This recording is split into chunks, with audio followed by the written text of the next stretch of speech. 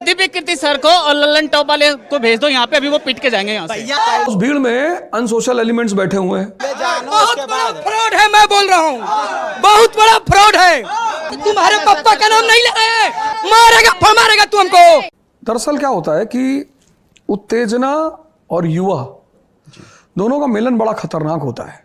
मुझ पर निशाना इसलिए साधा है कि ऐसे मामले में कोई एक बलि का बकरा सबको चाहिए होता है। तो पहला शूट आउट वहीं पे हुआ था, आधे घंटे गोली चली थी, मैंने चलाई, फिर 1 महीने फरारी में रहे। माता जी लॉयर थी जिन्होंने अपनी जान गंवाई है, उनके लिए हमारी संवेदना है। ये कोचिंग जो इंडस्ट्री है ये बहुत पहले से फल फूल रही है। हमने ऐसे लोगों को अपना आदर्श टीचर मान लिया है जो टीचर ही कहलाने के काबिल नहीं।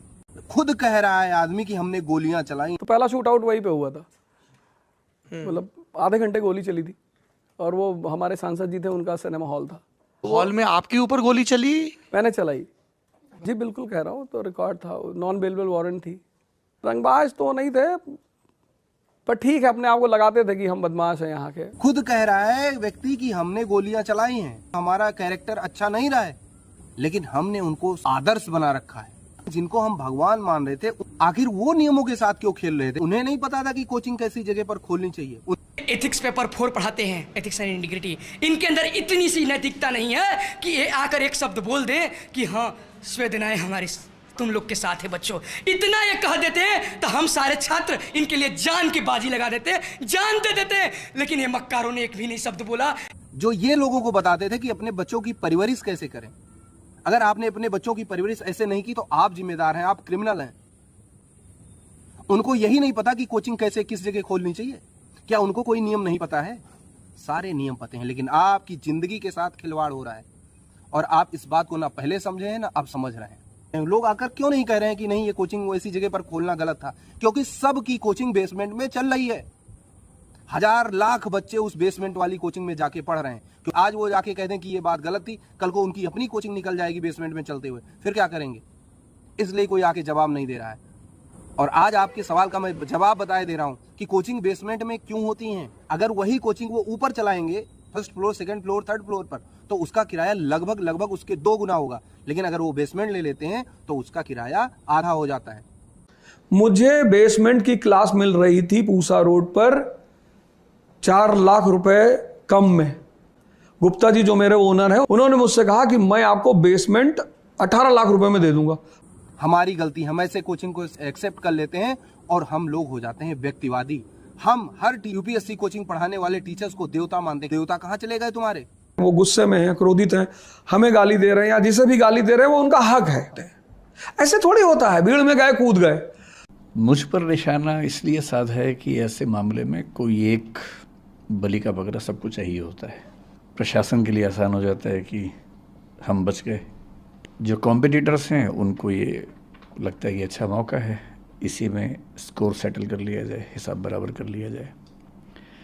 जो बच्चे हैं, बच्चे जिस इमोशनल टर्बुलेंस से गुजर रहे हैं, उनकी नाराज़गी की वजह यह है कि मैं उनके साथ क्यों नहीं खड़ा हूँ। तो बच्चों की नाराज़गी जायज़ है और मैं इस बात से बहुत संतुष्ट हूँ, अच्छा महसूस कर रहा हूँ कि सारा रोष मुझ पर है। तो इसके लिए मैं कृतज्ञ हूँ कि उन्होंने इतना गुस्सा मुझ पर किया। आज वो जवाब दे रहे हैं, नहीं दे रहे हैं, ये उनकी मर्जी, लेकिन ये घटना हमारी आंखें खोलने के लिए काफ़ी है। एक बच्चा जो 500 किलोमीटर दूर से आया था आईएएस बनने, आज उसकी डेथ हो जाती है और उसके घर पे न्यूज जाती है कि आपका बेटा। उन माँ बाप के धड़कनों से समझिए, उस बहन के बारे में सोचिए, उसके भाई गया होगा, उसकी बहन गई होगी तो उसके ऊपर क्या गुजरा होगा। ये लोग क्या जाने जिन्होंने कोचिंग खोल रखी है, क्योंकि ये तो पैसा कमा ही रहे हैं। कोई ना कोई बाप तो अपना पेट काट कर इनको पैसा दे ही रहा है। इनको क्या पता कि उस माँ पर, उस बाप पर क्या गुजरेगी। एक बच्चे की सफलता को दिखा दिखाकर हजारों ऐसे बच्चों को कोचिंग में लाया जाता है और ऐसे बच्चे भी उस सफलता को देखकर आते हैं जो शायद उस काम के लिए बने ही नहीं है। ये स्टूडेंट आपके वीडियोज, आपके रील्स देख के दिल्ली आता है, ये मॉक इंटरव्यू लेते हैं। मॉक इंटरव्यू में इनका सबसे बड़ा रूल होता है, फॉर्म भरवाते हैं कि आप मॉक इंटरव्यू तभी दे पाएंगे जब सिलेक्ट हो जाते हैं तो हमारे लिए ऐड करना पड़ेगा, हम आपका फोटो का कहीं भी प्रचार कर सकते हैं, तो आप मॉक दीजिए। तो तब कोई भी स्टूडेंट सेलेक्ट, जब मेंस लिख चुका है तो इंटरव्यू देगा तो वो अरे कहीं भी जाके मॉक देना चाहेगा अपनी वो दिखाने के लिए। तो इसलिए वो जाते हैं, मॉक लेते हैं, और जैसे ही मॉक इंटरव्यू जिस भी स्टूडेंट का सिलेक्शन हो जाता है, उसी दिन उसका मॉक इंटरव्यू आपने देखा होगा आ जाता है। जो कोचिंग में तैयारी करना ही नहीं चाहते, उनको भी दिखाकर, उनको भी मोटिवेट करके इस इंडस्ट्री में लाया जा रहा है, क्योंकि वो जानते हैं कि ये भले ना कर पाए, लेकिन पैसा तो 1-2 साल देकर जाएंगे जाएंगे। इनके जैसे, उनके जैसे भाइयों को जो 12th करता है, ब्रेन वॉश करके बुलाया जाता है, कुछ ना होगा, तजुर्बा होगा। तजुर्बा नहीं, तुम मौत देते हो। जितने टीचर यूट्यूब पर देख लीजिए, जितने टीचर आपको जीएस पढ़ा रहे हैं, हिस्ट्री पढ़ा रहे हैं, कुछ भी पढ़ा रहे हैं, वो पढ़ाई का कंटेंट आपके पास जाने ही नहीं दे रहे हैं। वो सिर्फ मोटिवेशन का कंटेंट दे रहे हैं आपको, और आप मोटिवेटेड होगे 2 लाख रुपए, 5 लाख रुपए उन कोचिंग में जाके दे आते हैं। और जिनके नाम से कोचिंग्स में आप एडमिशन लेते हैं, पूरा जीवन बीत जाता है, साल, 2 साल, 3 साल बीत जाता है, वो बंदा आपको पढ़ाने नहीं आता, तब आपकी आंखें नहीं खुलती हैं। टीचर वही तो होता है जो पढ़ाता ये है। काम भी करते कुछ टीचर ऐसे पिछले 6 साल से नहीं पढ़ाया हुआ है और अपन को सबसे बड़ा टीचर मानते हैं। यही दृष्टि के विकास दीपकीर्ति कोई भी क्लास नहीं लिए 6 साल से। उस व्यक्ति के नाम से 3 लाख रुपए दे आए, वो व्यक्ति आपको मिला भी नहीं है। कोचिंग के साथ लाइब्रेरी का कॉन्सेप्ट सिर्फ आपको ठगने के लिए था। आप बताइए कि कोई कोचिंग चल रही, रात में कोचिंग खाली रहती, तो रात में आप क्या कर सकते हैं? मेंबरशिप दे सकते हैं, फायदे के लिए बच्चा दौड़ के आएगा। तो 1% भी प्रायिकता नहीं है आईएएस बनने की, लेकिन हम आईएएस बनने जाते हैं 8 से 10 लाख रुपए खर्च करके। स्टॉक मार्केट में 10% लोग सक्सेसफुल होते हैं, केवल 10% लोग पैसा कमाते हैं।